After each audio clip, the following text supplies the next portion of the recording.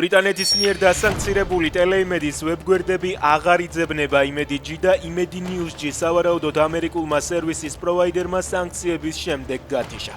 სამეთვალყურეო საბჭოში კი მხოლოდ ტელევიზიის მოქმედი გენერალური დირექტორი დარჩა. საბჭოს დატოვების შესახებ რუხაძისა და სხვა პირების მოთხოვნა საჯარო რეესტრმა უკვე დაადასტურა.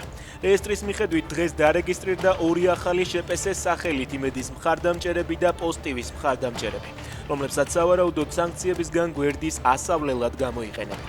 მანამდე გავრცელდა ინფორმაცია, რომ დასანქცირებულ ტელევიზიებს ბანკებმა ანგარიშები გაუღინა. ცოტა ხნის წინ ნიკა გვარამიამ დაწერა, რომ იმედზე იხურება ყველა ლიცენზირებული მოქმედი შოუ და სერიალი. კოალიცია ცვლილებისთვის ლიდერის განცხადებით იგეგმება პოსტივისა და იმედის რუსთავიორთან გაერთიანება.